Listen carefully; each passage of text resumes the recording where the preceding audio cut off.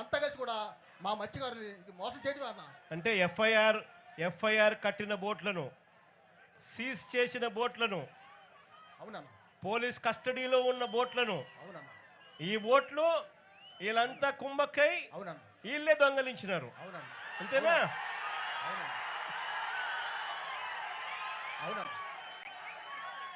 మార్చి 12వ తారీఖున ఇక్కడ లోకేష్ వచ్చినాడు. అవునన్న, మార్చి 16వ తారీఖున బోట్ ఎగిరిపోయింది, బోట్ దొంగతనం జరిగింది.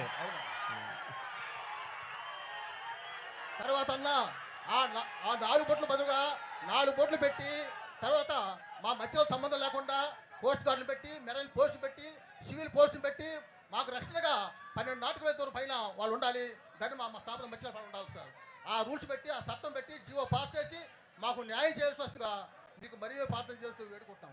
అంటే మనకు ఒక వైపున హక్కుగా ఇవ్వాల్సిన రామచంద్రన్న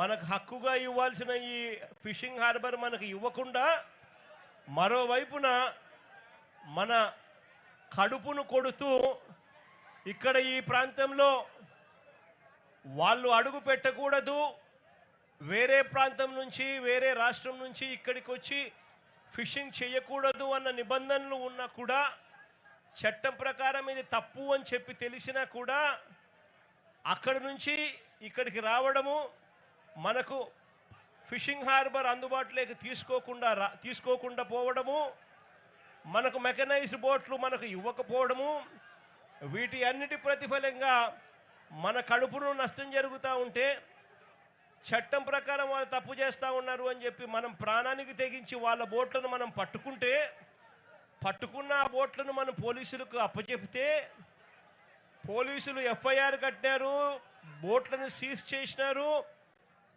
సీజ్ చేసిన ఆ సొమ్మును పోలీసులు, ప్రభుత్వంలోని పెద్దలు వీళ్ళే లాలూచిపడి వీళ్ళే ఆ బోట్లను దొంగతనం చేసుకొని పోయినారు.